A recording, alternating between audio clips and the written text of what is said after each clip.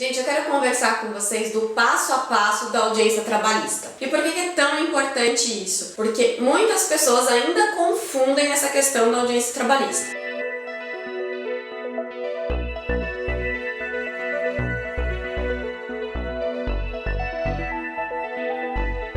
Primeira coisa, que lado que se senta na audiência trabalhista? Quando você entrar na sala, o lado seu direito vai ser o reclamante. Primeira cadeira advogado, segunda o reclamante.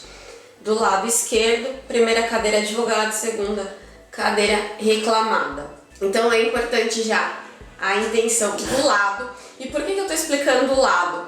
Porque é um padrão para sentar dessa forma, porque fica até mais fácil para o juiz identificar. Segundo ponto, entrou na sala, pergunta sempre, depois que foi apregoada a audiência, pergunta se precisa entregar os documentos, porque hoje tem juiz que quer os documentos, tem juiz que não quer a entrega dos documentos, por conta da questão da Covid, tá? Você vai se apresentar falando o número da sua OAB, o seu cliente, e aí se for pela empresa, aí vem a situação.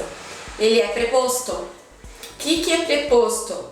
Tem um vídeo falando só sobre preposto, da figura importante do preposto. Tem que pedir os prazos de... Normalmente eles dão 5 dias ou 48 horas. Aí é carta de preposição, procuração, subestabelecimento, contrato social da empresa, tá bom? Então acho que isso. Passada essa situação, aí vem pra tentativa de conciliação. Independente se for inicial, conciliação, una... Instrução, sempre tem a tentativa de conciliação. E aí cabe à empresa iniciar a situação falando se tem proposta, se não tem proposta, se gostaria de a pretensão do reclamante. Nunca começa pedindo a do juiz. Uma que o juiz naquele momento ele está tomando conhecimento do processo, está entendendo o que está acontecendo, e outra porque é deselegante. Você já vir esperando alguma situação do juiz. Se você está representando a empresa, para você ter nas suas mãos aí a organização da audiência, digamos assim, então você vai perguntar qual que é a pretensão do reclamante ou até mesmo falar assim, olha, nós viemos com a proposta de tanto, porque a gente entende que é uma situação um tanto quanto complexa, um tanto quanto simples, ou que é temerária para a empresa, então por isso nós entendemos que o valor de, sei lá, R$1.000 é o valor que a gente tem para oferecer. Infelizmente não temos mais que isso. E aí pode ser que comece um leilãozinho. Mas gente, não comece com R$1.000 se você tem aí um teto para acordo de 10 mil. Isso é muito feio esse leilão. Tem muitos advogados, muitos juízes que eu acabo atuando muito, que eles já sabem do meu posicionamento e eles até respeitam, porque senão a audiência fica muito longa nesse leilão e todo mundo perde a paciência. E eu sempre falo, se é para discutir o mérito, então a gente vai para a instrução, a gente vai para as outras fases processuais. Aqui nós estamos discutindo o valor. E, infelizmente, a empresa não tem como pagar mais ou menos que esse valor que eu estou oferecendo para vocês dessa forma. Porque se a gente for entrar no mérito, aí vai começar a abrir as feridas do reclamante, da reclamada, vão começar as discussões desnecessárias e até, inclusive, pode prejudicar o acordo. Porque vai estar todo mundo já com sentimentos ali, com as emoções num grau muito alto. Então, por respeito, eu vi que funciona mais dessa forma. Claro que a sua forma de atuação pode ser diferente da minha e tá tudo bem. Mas eu percebo que dessa forma, em que a gente não entra efetivamente no mérito e entendo que a gente teria que ir para a instrução, não tentar o acordo, eu acho que funciona muito mais. Passado essa situação, aí, se fizer acordo, ótimo. Aí tem a questão da discriminação das verbas. Gente, tem tanto advogado que não sabe discriminar as verbas e isso é super normal. Por que é importante a discriminação das verbas? Porque através da discriminação das verbas, a empresa vai ter que ou não pagar imposto de renda e também INSS sobre aqueles valores.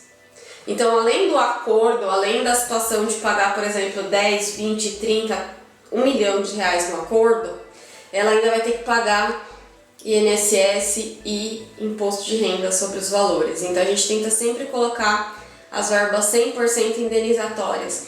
Quais seriam as verbas indenizatórias? Férias indenizatórias, aviso prévio indenizatório, fundo de garantia caracterizaria como verba indenizatória, reflexos, por exemplo, de extras de adicionais cairiam na questão indenizatória. Direitos das convenções coletivas também cairiam como verbas indenizatórias, porque aí não vai incidir INSS e imposto de renda, tanto para o seu cliente, se você estiver pela empresa, quanto para reclamante, porque às vezes pode cair para o reclamante também pagar alguma situação ali.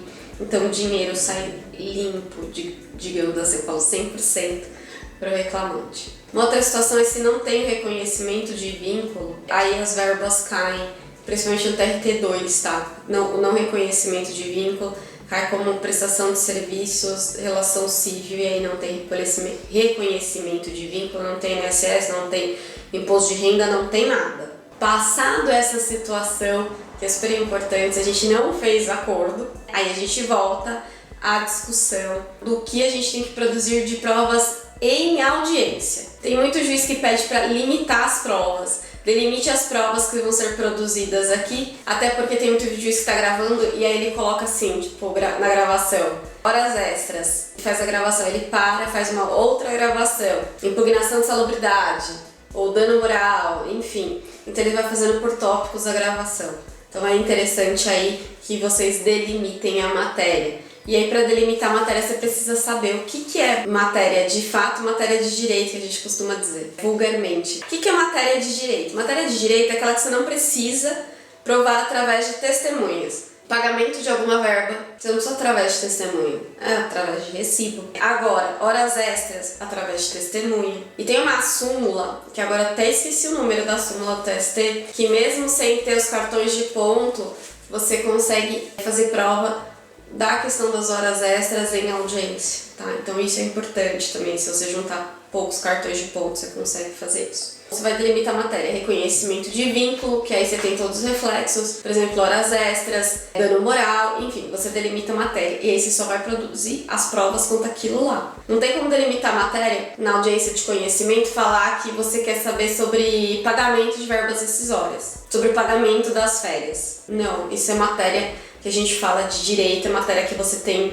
documentação ali nos autos para provar a situação. Delimitou a matéria, aí sim começa a fase de instrução. Se inverter o ônus da prova, primeiro vai ouvir, de qualquer forma, padrão reclamante, depois reclamada. Invertendo o ônus da prova, aí são primeiras testemunhas da reclamada e depois do reclamante. Se for no procedimento normal, primeiras testemunhas do reclamante, depois da reclamada. Precisa tomar cuidado com isso. O ônus da prova é extremamente importante. Saber quem tem o dever de provar a situação é de extrema importância, tá? Aí a gente vai para essa situação. É importante ouvir. Eu sempre dispenso a oitiva da testemunha, do reclamante, enfim, da reclamante. É importante ouvir todo mundo, porque pode ser que, se você estiver pela empresa, o reclamante confesse alguma coisa.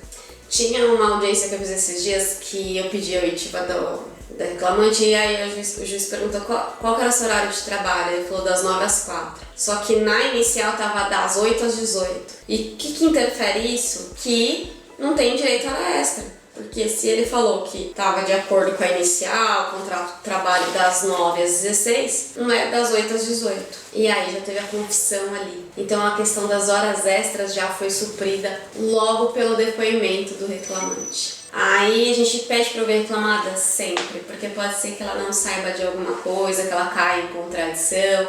Então é importante sempre ouvir o depoimento da reclamada, se você estiver pelo reclamante. Mas tem prepostos que hoje eles são prepostos que a gente fala profissionais, né? São aqueles que já estão acostumados a fazer audiências e tudo mais. Mesmo sendo um preposto aí profissional, que a gente fala, é importante ouvir, tá? Porque a gente pega uma confissão ali e depois, posteriormente ao depoimento, não pede logo que ele começou o depoimento. Ele confessou, confessou.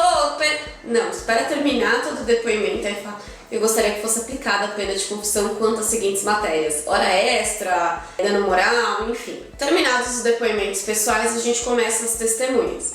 Quando pedir para chamar a testemunha for entrar na sala e você precisar contraditar essa testemunha, você já fala, eu gostaria de contraditar a testemunha. E aí, após a qualificação dela, é o momento de contraditar a testemunha. Se você terminou a qualificação dela e aí você falar, quero contraditar a testemunha, tem juiz que fala que precluiu, tá? Então precisa tomar cuidado com isso. Então aí você pede para que, logo que ele vá adentrar a sala, você já fala assim, olha, eu gostaria, excelência, de contraditar essa testemunha.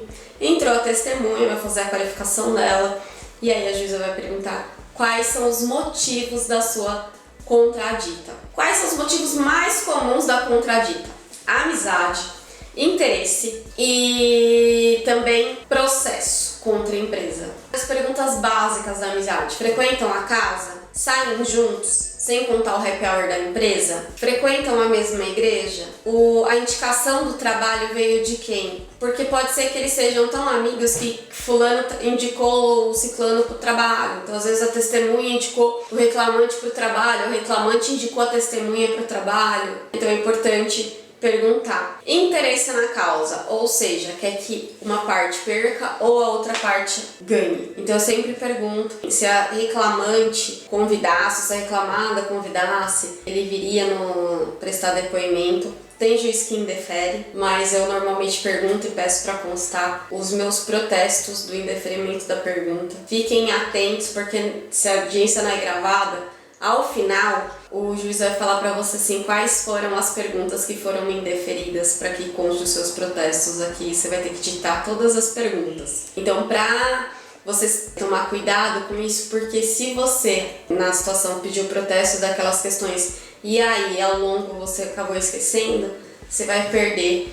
a situação dos protestos ali daquelas perguntas. Então, precisa realmente tomar cuidado com isso, tá bom, gente? Aí vamos ouvir as testemunhas. As testemunhas, as perguntas são óbvias e eu sempre falo assim, é importante que a testemunha, para as minhas testemunhas, o que eu falo para elas, o que você viu, você fala. O que você não viu, o que você soube por terceiro, por boca de fulano, por fofoca, você não vai falar. Você só tem que falar o que você viu. O que você não viu, você falar, não vi, não sei, não quero saber, tenho raiva de quem sabe, mas não fale. E principalmente, se não entendeu a pergunta, fala que não entendeu a pergunta. Porque normalmente quando a gente tá nervoso, a gente não consegue ouvir direito. Então é importante falar que você não entendeu a pergunta para não perguntar errado. E outra coisa importante, o processo, normalmente, o que seria correto é que a gente, como advogado, pudesse indagar diretamente a testemunha. Mas a maioria dos juízes reperguntam, né? Para a testemunha, para o reclamante ou para reclamar das perguntas que a gente faz. Sempre orientar a esperar que o juiz autorize a resposta da pergunta. Por que autorize a resposta da pergunta? Porque a pergunta pode ser indeferida e aí a gente pede para constar os protestos do indeferimento daquela pergunta.